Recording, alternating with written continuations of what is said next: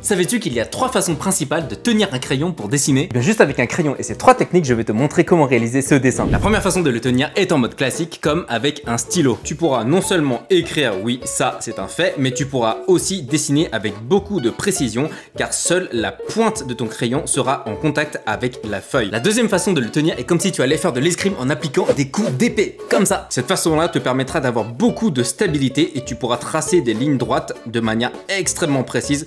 Regarde comment ça va vite, et aussi tu peux faire des hachures si tu en as envie. Et enfin la troisième façon de le tenir, c'est la même chose que la deuxième, mais tu tournes ton poignet pour dessiner dans ce sens là. En le tenant comme ça, toute la tranche de la pointe sera en contact de la feuille et tu pourras créer de très beaux coloriages uniformes, ainsi que de très jolis dégradés. Tu peux appuyer un petit peu plus fort, regarde, ou un peu moins fort. N'oublie jamais que ton crayon a toujours plein de niveaux de gris différents. Maintenant que tu connais tous les pouvoirs qu'un crayon peut avoir, on va faire un dessin avec ces 3 façons de le tenir. Je commence par ajouter un point de fuite tout en haut, regarde, il est juste là, et en tenant le crayon à la façon numéro 2, je vais tracer plein de lignes. Je peux aussi tourner un petit peu la feuille, tracer à nouveau comme ça, hop. Nous avons créé une sorte de forme triangulaire avec plein de lignes droites. Ça va être la construction de notre décor. Maintenant, on va passer au détail, donc on va le tenir à la façon numéro 1. Je pense que tu commences à comprendre, c'est un décor en perspective avec une vue en contre-plongée. On va continuer à tenir le crayon comme ça et on va dessiner des personnages. Ici, on va ajouter un ovale avec la croix à l'intérieur. Il y aura une grande ligne comme ça qui va arriver jusque là, et ici, elle va se prolonger pour arriver jusqu'ici. Là, on va dessiner un petit rond, une grande ligne courbe, et là, il y aura aussi un autre élément.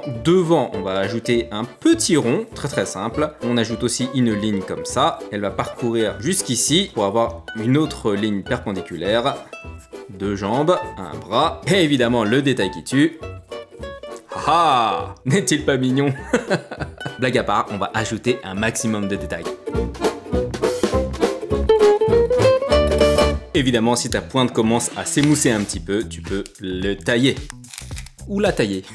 Tous les traits majeurs sont placés, maintenant on va juste ajouter des petits détails supplémentaires qui vont vraiment donner vie à ce personnage. Je pense que tu l'as déjà reconnu. Ok, maintenant que le titan est dessiné, on va attaquer l'autre personnage. On passe cette fois de la position 1 à la position 2 et on va attaquer le décor. J'ai ajouté des détails mais je suis pas allé à l'extrême, car à la prochaine étape, lorsque je vais ajouter les différents niveaux de gris, beaucoup de choses vont s'effacer ou s'atténuer. Ça sert pas à grand chose d'être dans le millimètre près. Dessine encore quelques éléments au premier plan au niveau de Rainer et après on va colorier. Tu peux continuer ton coloriage avec ton crayon. Moi j'utilise plutôt des mines de plomb, c'est très gras et ça permet d'avoir des tonalités très sombres. Donc pour moi ce sera le choix.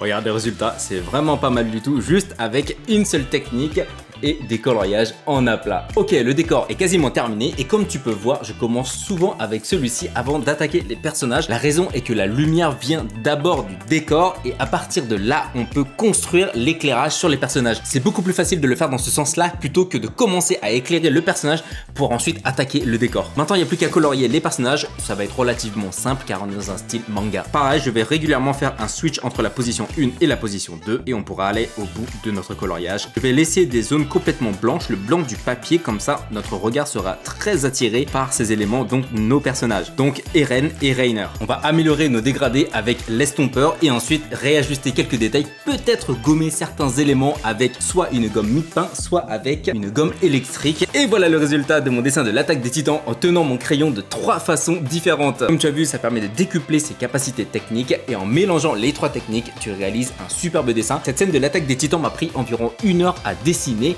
Je pense que si j'avais tenu mon crayon seulement à la manière 1, c'est-à-dire comme un stylo, j'aurais sûrement pris une demi-heure de plus car les dégradés et les zones d'aplat auront pris beaucoup plus de temps à être faits. Dis-moi dans les commentaires si tu connaissais ces 3 façons de tenir le crayon et si tu as déjà testé une, 2 ou les 3 façons différentes. Et on se retrouve très rapidement pour un prochain tuto dessin. Tchuss!